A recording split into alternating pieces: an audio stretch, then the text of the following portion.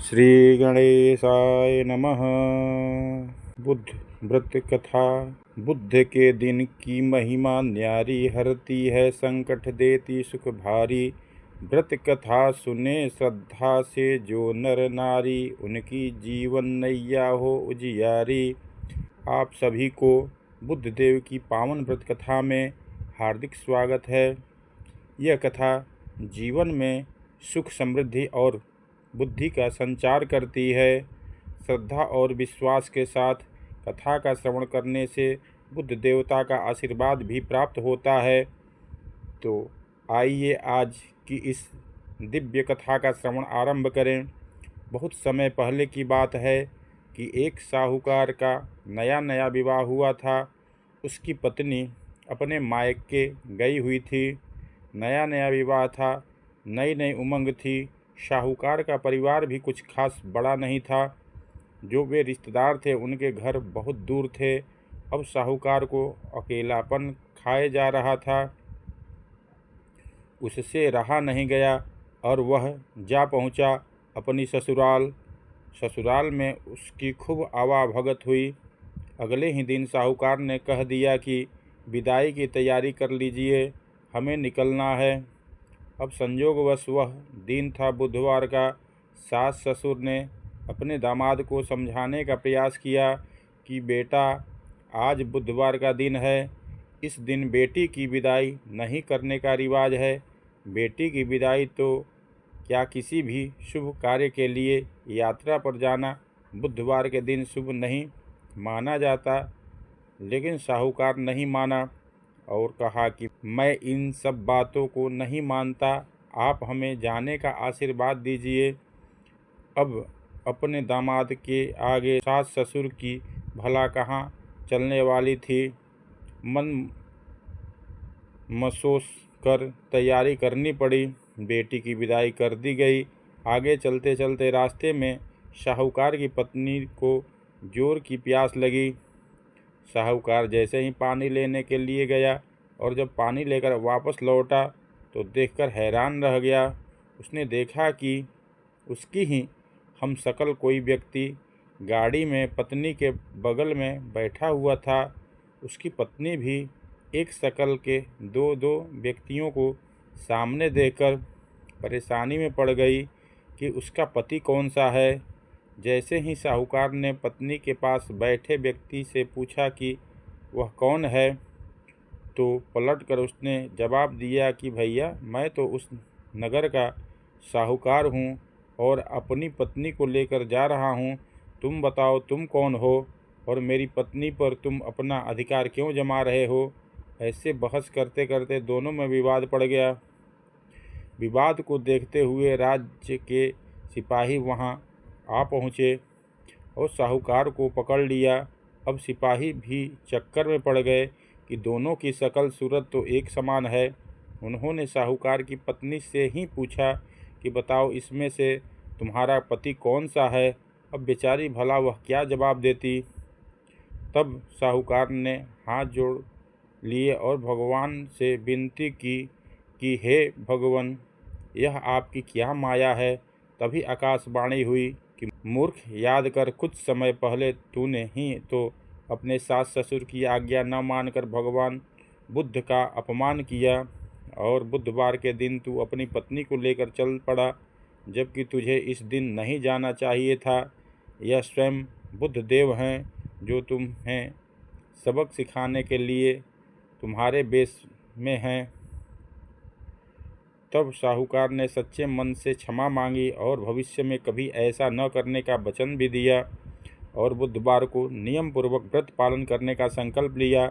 तब जाकर साहूकार के रूप में प्रकट हुए बुद्ध देवता अंतर्ध्यान हो गए और साहूकार अपनी पत्नी को लेकर घर जा सका। इस घटना के बाद साहूकार और उसकी पत्नी दोनों नियमित रूप से बुधवार का व्रत पालन करने लगे।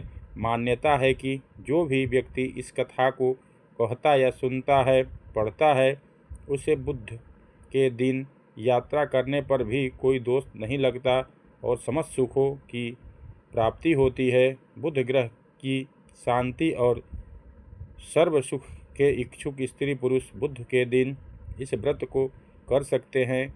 ज्ञान, बुद्धि, कार्य, व्यापार आदि में उन्नति के लिए भी बुद्ध का व्रत बहुत शुभ और फलदायी माना जाता है। आज के दिन बुद्ध देवता के साथ साथ भगवान गणेश जी की भी पूजा का विधान है। यह थी बुधवार व्रत कथा। अब सुनिए गणेश भगवान की कहानी, क्योंकि गणेश भगवान की कहानी के बिना हर व्रत कथा अधूरी होती है।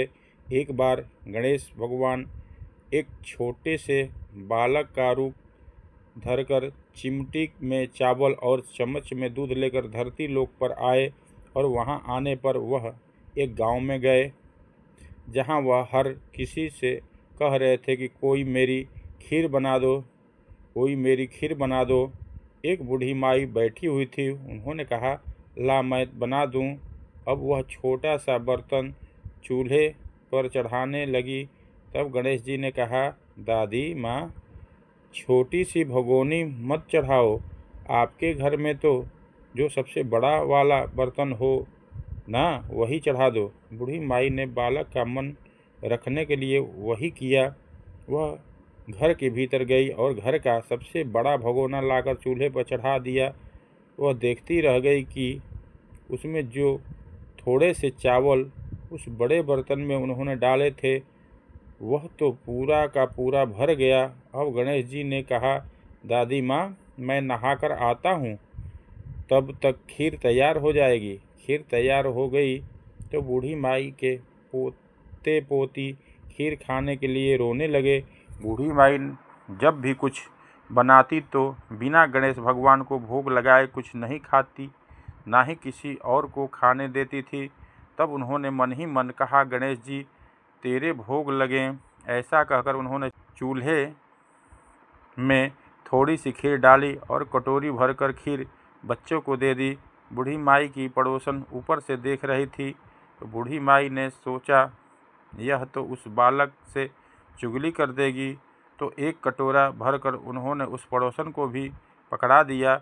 बूढ़ी माई की बहू ने चुपके से एक कटोरा खीर खाया और कटोरा चक्की के नीचे छुपा दिया। अभी गणेश जी नहीं आए थे। बूढ़ी माई को भी भूख लग रही थी, तो उन्होंने भी एक कटोरा खीर का भर कर किवाड़ के पीछे बैठकर एक बार में ही कहा, गणेश जी आपको भोग लगे। ऐसा कहकर भोजन करना शुरू कर दिया और खीर भी खा ली। तब तक गणेश जी आ गए तो बूढ़ी माई ने कहा, अरे गणेश, खीर खा ले, मैं तो तेरी ही राह देख रही थी। गणेश जी ने कहा, दादी माँ, मैंने तो पहले ही खीर खा ली। बूढ़ी माई ने कहा, खीर खा ले। अरे कब खाई, तू तो यहाँ था भी नहीं। गणेश जी ने कहा, जब तुम्हारे पोते पोती ने खीर खाई तब खाई थी, जब तुम्हारी पड़ोसन ने खाई तब खाई, और जब तुम्हारी बहू ने खाई तब भी मैंने खाई। अब तुमने खाई तो मेरा तो पूरा पेट ही भर गया। बूढ़ी माई ने कहा, बेटा, और सारी बात तो सच है, पर बहू बेचारी का नाम मत लो। वो तो सुबह से काम में लगी हुई है, फिर भला उसने खीर कब खाई। तब गणेश जी ने कहा, अरे दादी, चक्की के नीचे देखो तो जूठा कटोरा पड़ा है, और तुमने तो मुझे भोग लगाया, लेकिन तुम्हारी बहू तो वैसे ही खा गई। बूढ़ी माई ने कहा, अच्छा बेटा, घर की बात है, घर में ही रहने दो। अब बताओ तो जरा, यह बची हुई खीर का मैं क्या करूं। तो गणेश जी ने कहा, नगरी जमा दो। पूरी तो बूढ़ी माई ने पूरी नगरी जमा दी, फिर भी खीर का बर्तन पूरा भरा ही था। जब यह बात राजा को पता चली तो बूढ़ी दादी को बुलाया और पूछा, क्यों रे बुढ़िया, ऐसा बर्तन तेरे घर पर अच्छा लगे तो या हमारे घर पर सोवे। तो बूढ़ी दादी ने कहा, राजा जी आप ले लो। राजा ने खीर का बर्तन महल में मंगवा लिया और लाते ही जब उसमें से खीर मांगी तो खीर की जगह पर कीड़े मकोड़े, बिच्छू, कंछले हो गए और उसमें से दुर्गंध आने लगी। यह देखकर राजा ने बुढ़िया से कहा, अरे बूढ़ी दादी, अपना यह बर्तन वापस ले जाओ। हमने तुम्हारा बर्तन तुम्हें वापस कर दिया। तब बूढ़ी माई ने कहा, महाराज, अगर आप देते तो पहले ही कभी देते। यह बर्तन तो मुझे मेरे गणेश जी ने दिया है। ऐसा कहकर बूढ़ी माई ने वह बर्तन वापस ले लिया और उनके हाथों में लेते ही उस बर्तन में दुर्गंध दूर हो गया, सुगंधी आने लगी। घर आकर बूढ़ी दादी ने गणेश जी से कहा, अब बताओ बची हुई खीर का क्या करें। तब गणेश जी ने कहा, करना क्या है, बूढ़ी दादी, झोपड़ी के कोने में गड्ढा खोद कर गाड़ दो। उसी जगह सुबह उठकर वापस खोदोगी तो धन में 2 मटके मिलेंगे। ऐसा कहने के बाद गणेश भगवान वहीं अंतर्ध्यान हो गए। जाते समय झोपड़ी में लात मारते हुए गए तो झोपड़ी की जगह पर महल हो गया। सुबह बहू ने फावड़ा लेकर पूरे घर को खोद दिया, जो कुछ भी नहीं मिला।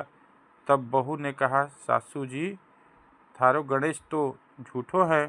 सासू ने कहा, बहू, मेरो गणेश झूठो नहीं है, ला मैं देखूं। ऐसा कहकर वह सुई लेकर खोजने लगी। जब वह सुई से खोद रही थी तो टन टन करते 2 धन के मटके निकल आए। आपकी बहू रानी बोली, सासू जी, गणेश जी तो साचो ही हैं। सास ने कहा, अरे, हमारी गणेश जी तो भावनाओं के भूखे हैं। गणेश जी भगवान, जैसा आपने बूढ़ी दादी को दिया वैसा सबको देना। विनायक जी की कहानी कहने वाले, हुकार भरने वाले और आसपास के सुनने वाले सबको देना। बोलो गणेशपति महाराज की जय। बाबा विश्वनाथ की जय। अन्नपूर्णा मैया की जय। नमः पार्वती पतये। हर हर महादेव।